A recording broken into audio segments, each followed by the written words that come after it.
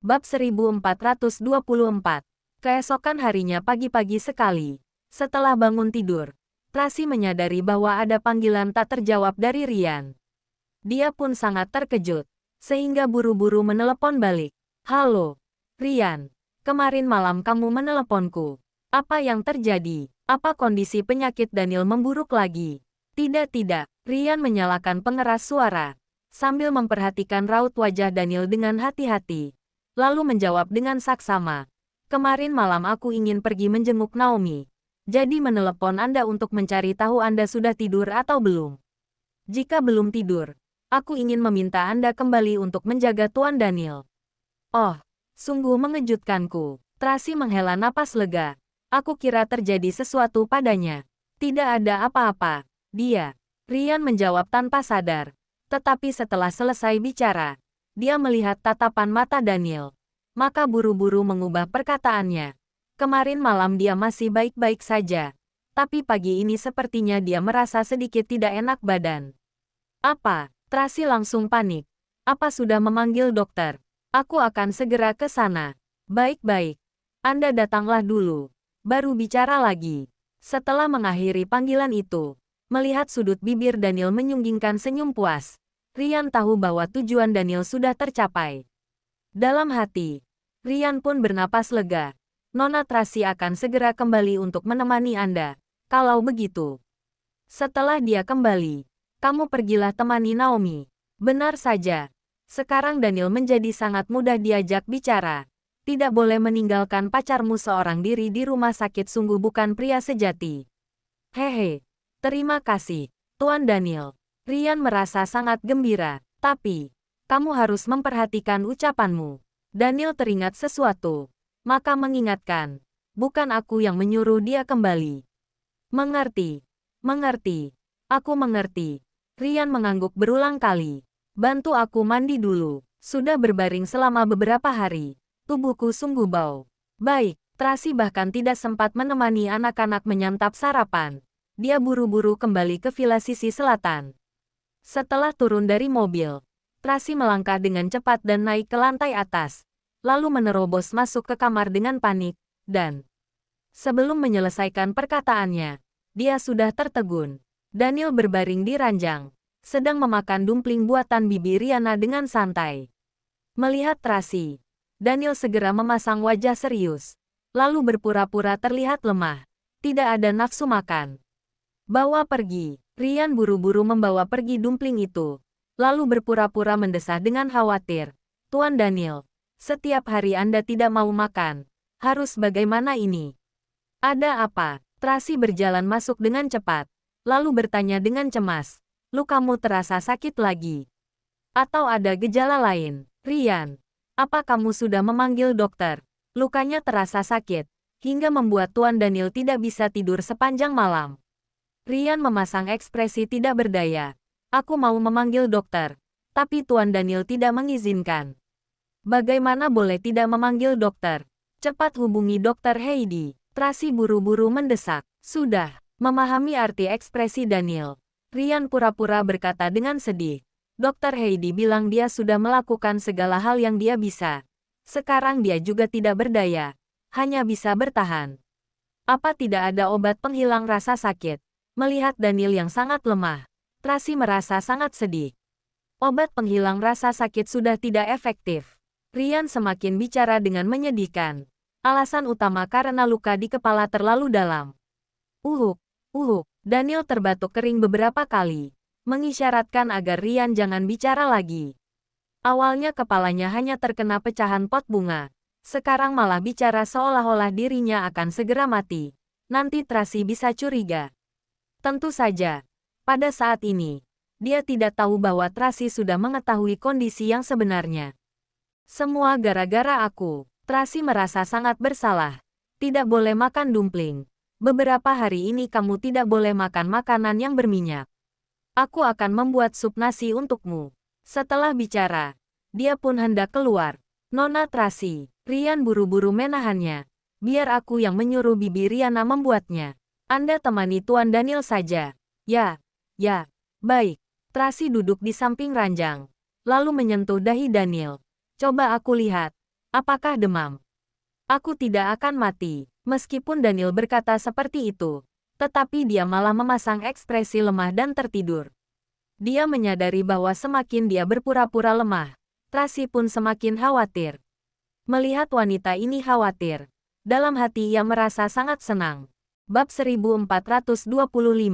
Benar saja. Begitu mendengar ucapannya, Tracy sangat sedih, menahan air mata, lalu memeluknya dengan sangat erat. Hatinya sangat cemas dan sangat sedih. Dia hanya berpura-pura tidak peduli, karena tidak ingin Daniel menyadari bahwa dia sudah mengetahui penyakitnya. Sebenarnya dia menghitung hari setiap hari. Dari waktu 1 bulan yang dikatakan Dr. Heidi, sekarang hanya tersisa 26 hari. Dalam waktu 26 hari, dia harus mengundang tabib dewa ke villa sisi selatan. Kalau tidak, kondisi Daniel benar-benar sangat berbahaya. Aku tidak apa-apa. Saat melihat Tracy seperti ini, Daniel sedikit panik, berpikir kembali apakah aktingnya terlalu berlebihan. Segera berkata, tadi aku hanya menggodamu. Tracy tidak bicara, hanya memeluknya, membenamkan wajah di pundaknya, tidak berani membiarkannya melihat air matanya. Daniel sedikit tidak tenang. Apakah dia sudah mengetahui sesuatu? Kalau pot bunga itu tidak mengenaimu, maka kamu tidak akan seperti ini. Tracy sangat menyesal. Kalau pot bunga itu tidak mengenai Daniel, setidaknya dia akan memiliki lebih banyak waktu. Risikonya juga akan lebih kecil. Benar, aku melakukannya demi menyelamatkanmu. Daniel memanfaatkan kesempatan untuk meminta sesuatu padanya. Jadi, kamu harus bertanggung jawab terhadapku. Tracy tertawa, mencubit pipinya dengan lembut. Sebelumnya kamu juga berkata seperti ini di rumah sakit. Bagaimana kamu ingin aku bertanggung jawab?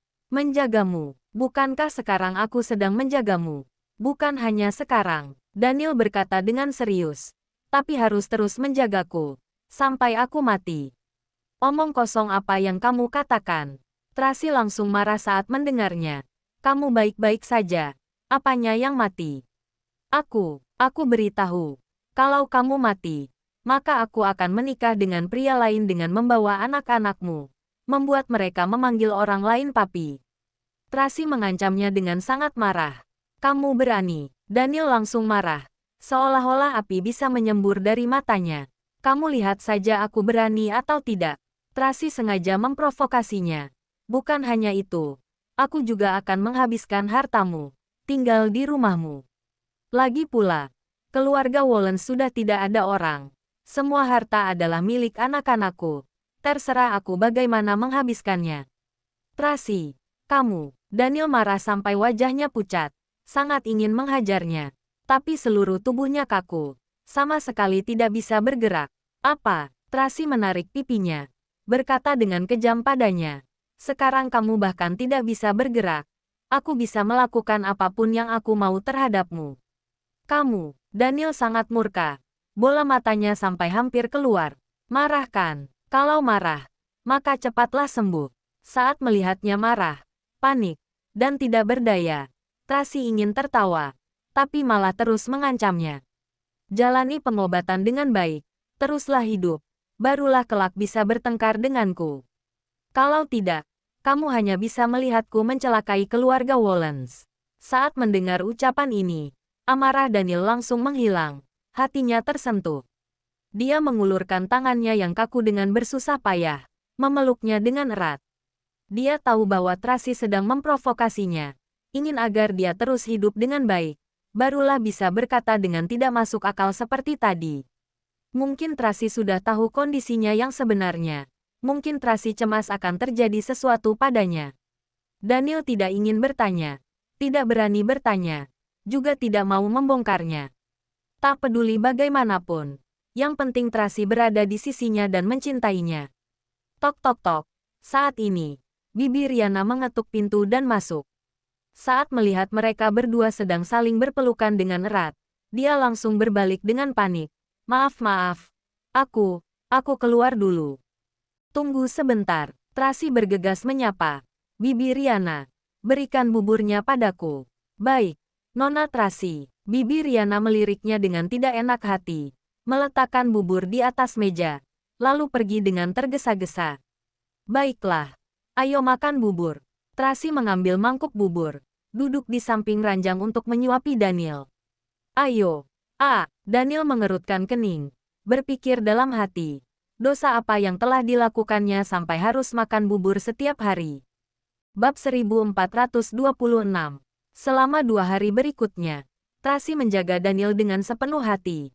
Tapi setiap malam, dia tetap kembali ke villa sisi utara untuk menemani anak-anak makan malam. Setelah makan, dia menemani anak-anak bermain sebentar, bercerita untuk mereka, lalu kembali ke villa sisi selatan untuk menemani Daniel. Di tengahnya, pagi hari dia juga pergi ke rumah sakit untuk menjenguk Naomi dan Windy. Kondisi Naomi sangat stabil. Sekarang sudah memastikan hubungan dengan Ryan. Ryan akan meluangkan waktu untuk menemaninya di rumah sakit setiap hari, merawatnya dengan baik dan penuh perhatian. Bahkan Paula merasa sangat iri. Meski tidak muda dan romantis seperti Hartono, tapi Ryan memiliki ketenangan dan ketulusan. Mereka pertama kali saling jatuh cinta adalah karena menghadapi pertarungan bersama-sama. Sekarang mereka mengalami masa-masa kritis bersama, maka menjadi lebih menghargai dibandingkan orang lain. Saat melihat mereka berdua begitu saling percaya, Tracy merasa gembira dari lubuk hatinya. Kondisi Windy juga mengalami sedikit kemajuan setelah dioperasi oleh Dr. Heidi. Tapi, Dr. Heidi mengatakan bahwa kondisinya membutuhkan waktu untuk menjalani pengobatan secara bertahap. Efeknya tidak bisa langsung terlihat sekarang. Tapi meskipun demikian, Danny tetap merangkul harapan yang besar. Juga khusus mengunjungi Tracy dan Daniel untuk mengungkapkan rasa terima kasihnya pada mereka. Sepertinya semuanya berkembang ke arah yang baik, tapi keberadaan Lorenzo dan tabib dewa tetap tidak ditemukan. Sekarang bukan hanya Jasper, bahkan Jeff juga kehilangan kontak. Tampaknya pelacakan Carlos juga mengalami kemacetan, terjebak dalam suatu kondisi, sama sekali tidak bisa dilanjutkan. Seperti yang dia katakan, sudah sebesar ini. Ini adalah pertama kalinya dia mengalami kesulitan. Tracy tidak tega mendesaknya, hanya bisa memikirkan cara untuk menghubungi Jeff. Tapi dia segera menyadari bahwa sekarang bahkan Jeff tidak bisa dihubungi, karena itu bisa membongkar keberadaan mereka dan membawa bahaya bagi Lorenzo. Dalam sekejap, dia memasuki jalan buntu. Tracy khawatir setiap hari, tapi hanya bisa berpura-pura optimistis dan tegar di hadapan Daniel dan anak-anak. Sengaja memperlihatkan sikap tidak peduli untuk memperbaiki suasana. Saat mengetahui kondisi ini, harapan Ryan dihancurkan lagi. Hatinya sangat gelisah. Sekarang hanya bisa memikirkan cara untuk mencari dokter terkenal. Lihat apakah masih ada ahli medis lainnya. 5 hari berlalu dalam sekejap. Kondisi Daniel sudah jauh lebih baik. Sekarang bukan hanya bisa turun dari ranjang, tapi juga bisa mengurus diri sendiri. Hanya saja, makanan setiap harinya tetap harus sangat diperhatikan. Tracy memasak berbagai jenis bubur untuknya setiap hari. Awalnya Daniel masih makan dengan nikmat. Sekarang dia mau muntah kalau melihat bubur. Kadang dia diam-diam mencuri makanan lain tanpa sepengetahuan Tracy. Tapi para pelayan di rumah segera melaporkannya pada Tracy. Tracy membawa sendok sayur dan berlari mencari Daniel dengan marah. Satu tangan tergeletak di pinggang, seperti seekor kucing pembohong kecil yang marah. Daniel segera mendorong makanan ke hadapan Ryan, juga memukul belakang kepalanya dengan kesal. Dasar bajingan, selalu mencuri makan, bahkan ingin menarikku untuk makan bersama. Apakah aku orang yang seperti itu? Sudut mulut Ryan berkedut, sangat tidak berdaya. Hanya bisa mengakuinya. Mulutku gatal. Akulah yang ingin makan. Aku bersalah. Kamu kemari. Tracy memelototi Daniel dengan marah. Bukan tidak memberimu makan. Sekarang harus jaga makan. Tahu tidak? Saat ini, kamu tidak boleh makan sembarangan. Lukamu masih belum sembuh. Tahu. Daniel terus mengangguk. Sangat patuh. Sungguh patuh. Mari turun untuk makan bubur. Tracy berjinjit. Mencium dagunya. Lalu pergi lebih dulu. Daniel menghela napas dengan tidak berdaya. Menoleh. Melihat saus iga yang ada di hadapan Ryan dengan berat hati. Hatinya sangat sedih. Dasar. Apa gunanya punya banyak harta? Tidak punya tubuh yang sehat. Sama sekali tidak bisa menikmatinya.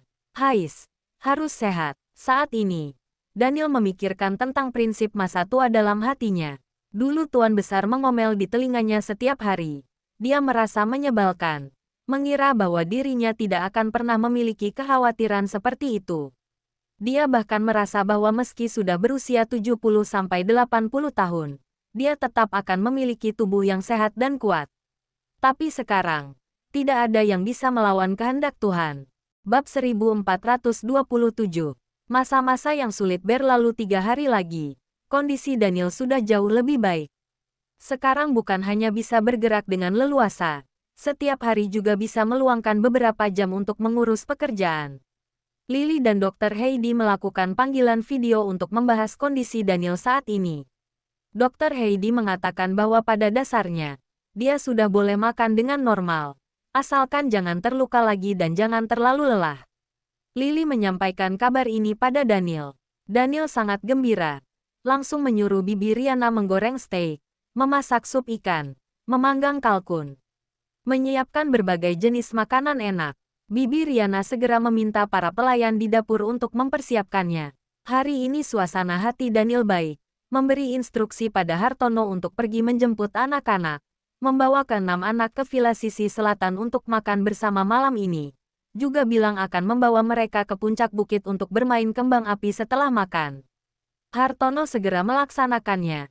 Juga memberitahu bahwa hari ini Naomi keluar dari rumah sakit. Rian dan yang lainnya akan segera tiba di rumah.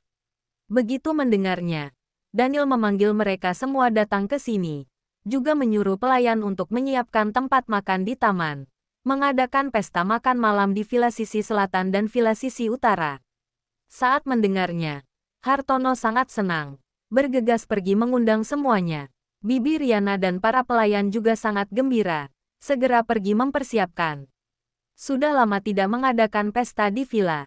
Semua orang ingin bersenang-senang. Dalam sekejap, suasana Villa Sisi Selatan seperti mau mengadakan pesta pernikahan. Semua orang sibuk. Ada yang bertanggung jawab mendekorasi villa. Ada yang bertanggung jawab membeli barang-barang. Ada yang mempersiapkan makanan. Juga ada yang sibuk pergi menjemput anak-anak. Saat melihat suasana yang begitu menggembirakan seperti mau merayakan tahun baru, juga melihat semua orang begitu senang. Bahkan Daniel yang selalu tampak dingin memperlihatkan senyuman. Tracy pun tidak tega menghentikannya. Apakah senang? Daniel merangkul Tracy, melihat para pelayan mendekorasi di taman. Senang, meski berkata seperti itu, tapi Tracy sedikit memaksakan diri untuk tersenyum. Sudah berlalu 8 hari lagi. Sekarang hanya tersisa 18 hari sampai hari yang dikatakan Dr. Heidi. Masih belum ada kabar apapun dari tabib dewa. Dia sungguh tidak bisa merasa senang. Meski Daniel terlihat cukup bersemangat selama beberapa hari ini, tapi sebenarnya dia semakin kurus. Sekarang lebih kurus dibandingkan sebelum terluka. Tracy sangat sedih melihatnya, tapi sepertinya Daniel tidak peduli. Malah menjadi optimistis dan ceria. Lebih ramah dan akrab dengan setiap orang. Juga tidak begitu marah pada Rian dan Hartono lagi. Mungkin, dia sendiri juga tahu bahwa waktunya sudah tidak banyak lagi. Saat memikirkan hal ini, hati Tracy sangat sedih. Aku ingat dulu kamu pernah membuat satu masakan. Namanya ayam kungpao. Rasanya enak. Hari ini kamu tidak berencana untuk memperlihatkan kemampuanmu. Karena gembira, Daniel memanfaatkan kesempatan untuk mengajukan permintaan pada Tracy. Masih perlu kamu katakan. Tracy memelototinya. Lalu berkata sambil tersenyum. Aku sudah meminta Bibi Riana untuk bantu mempersiapkan bahan-bahannya. Aku akan membuatnya setelah Rian kembali. Hahaha. Bagus sekali. Daniel sangat gembira malam ini. Sepertinya benar-benar mau mengadakan pesta pernikahan. Papi, Mami, Paman, Bibi. Saat ini, Hartono dan Paula membawa anak-anak pulang. Taman langsung menjadi sangat ramai. Sekelompok bocah berlari ke arah mereka. Daniel membungkuk, membuka kedua lengan untuk menyambut mereka. Awalnya Charles dan Carla ingin masuk ke dalam pelukannya, tapi dihentikan oleh Carlos. Hati-hati dengan luka papi. Kedua anak langsung mengerem, berjongkok di tempat, kebingungan. Dan saat ini, ketiga bocah cilik lain sudah masuk ke dalam pelukan Tracy. Bermanja-manja, saling berebut untuk menceritakan hal-hal menarik yang terjadi di kelas hari ini. Si elang Roxy terbang berkeliaran di atas. Berseru beberapa kali. Lalu hinggap di dahan pohon. Carlos Charles Carla, kemari. Daniel memanggil anak-anak. Ketiga anak berjalan menghampiri. Masuk ke dalam pelukannya dengan hati-hati. Tidak berani menyentuh lukanya. Apa papi sudah sembuh? Carla menyentuh wajah Daniel dengan tangan kecilnya. Bertanya dengan pelan. Apa sekarang lukanya masih sakit? Bab 1428. Sudah sembuh. Tidak sakit lagi. Daniel sengaja memperlihatkan otot-otot di lengannya. Coba lihat. Papi sangat kuat. Wah, bagus sekali. Papi sungguh hebat. Carla berseru dengan gembira. Kelak papi bisa menemani Carla berlatih piano. Daniel mencubit wajah kecil Carla dengan begitu memanjakan. Lalu memeluk Charles dan berkata, Charles, papi juga bisa menemanimu bermain bola. Dan Carlos, kalau ada soal baru yang sulit, katakanlah pada papi. Sudah. Tracy takut Daniel akan merasa tidak nyaman karena berjongkok terlalu lama. Segera menghampiri untuk membujuk anak-anak. Carlos Charles Carla, bawa adik-adik pergi melihat-lihat dulu. Mereka pertama kali datang hari ini. Kalian adalah tuan rumah cilik. Harus melayani dengan baik. Ya, Charles dan Carla terus mengangguk. Segera membawa ketiga bocah pergi melihat-lihat taman. Carlos melihat Daniel. Sedikit ragu-ragu. Tapi pada akhirnya mengubah perkataannya. Papi, kalau begitu, aku juga pergi menemani adik-adik. Pergilah. Daniel menepuk bokongnya dengan pelan. Carlos pergi dengan tersenyum. Tapi sebenarnya hatinya sangat sedih. Dia tahu bahwa maminya sengaja meminta mereka pergi. Juga tahu bahwa penyakit papinya sama sekali belum sembuh. Untuk apa meminta mereka pergi? Saat berdiri, Daniel merasa pusing dan hampir terjatuh. Untung saja Tracy segera memapahnya. Demi menstabilkan emosinya, dia sengaja berkata dengan santai. Coba lihat, kakimu kebaskan. Kemudian menambahkan, kamu juga tidak berpikir. Setelah dihantam pot bunga, kamu mengeluarkan banyak darah. Sekarang mengalami anemia. Apa mungkin tidak pusing setelah lama berjongkok? Sebenarnya mereka tahu bahwa dia seperti itu karena tubuhnya yang lemah. Tapi tidak ada yang berani mengungkapkannya. Kamu belum tua. Kenapa sudah begitu cerewet? Daniel memelototinya. Tapi merangkul pundaknya dengan lembut. Mendekatinya dengan mesra. Staminaku sudah kembali. Malam bisa. Ryan dan Naomi sudah kembali. Tiba-tiba Tracy menyelanya. Segera berlari ke sana. Daniel belum selesai bicara. Ucapannya seperti tersangkut di tenggorokan. Tapi saat melihat Tracy dengan gembira menyapa teman-teman villa sisi utara yang menghadiri pesta, dia menaikkan sudut mulut. Tracy senang. Dia juga senang. Setelah melalui persiapan matang oleh sekelompok orang, akhirnya pesta dimulai. Malam ini, jarang-jarang Daniel meminta para pengawal dan pelayan untuk makan bersama. Juga mengangkat gelas dan berkata pada semua orang, kalian sudah bekerja keras. Dari kecil sampai besar, selama 28 tahun ini, dia tidak pernah begitu ramah seperti sekarang. Para pengawal dan pelayan yang tidak tahu merasa sangat terharu, sedangkan orang-orang yang tahu malah merasa sangat sedih. Mana mungkin mereka tidak tahu bahwa Daniel berbuat seperti ini karena waktunya sudah tersisa tidak banyak. Sebelum meninggal, dia ingin berterima kasih pada para pelayan lama yang setia dan saudara-saudara yang telah berjuang bersama. Sebenarnya terdapat kesedihan yang tiada habisnya di belakang kegembiraan ini. Hanya saja, dia menanggungnya seorang diri. Tidak ingin orang-orang tahu. Hati Tracy sangat sedih, tapi malah mengangkat gelas dengan tersenyum lebar. Ryan dan beberapa pengikut yang tahu juga berkata, berpura-pura tidak mengetahui apa-apa. Terima kasih, Presdir Daniel. Semua orang merasa tersanjung. Segera berdiri untuk menanggapi. Duduklah. Daniel melakukan sebuah gerakan. Mengisyaratkan orang-orang untuk duduk. Semuanya adalah orang sendiri. Santai saja. Bersenang-senanglah. Hore. Akhirnya bisa makan. Ketiga bocah cilik bersorak sambil bertepuk tangan. Suasana langsung menjadi meriah. Musik dimainkan. Pesta resmi dimulai. Semua orang makan dengan gembira. Tracy juga memotongkan sepotong steak untuk Daniel. Aku sendiri yang memanggangnya. Cobalah. Kamu yang memanggangnya. Daniel sedikit terkejut. Aku mengira kamu hanya bisa membuat beberapa hidangan kecil. Setelah mencobanya, dia terus memuji. Sungguh enak. Baguslah kalau kamu suka. Tracy tersenyum. Aku memanggang beberapa potong steak sampai gosong. Hanya ini yang berhasil. Jangan lupa like, komen, and subscribe ya. Terima kasih. Tunggu terus kelanjutannya.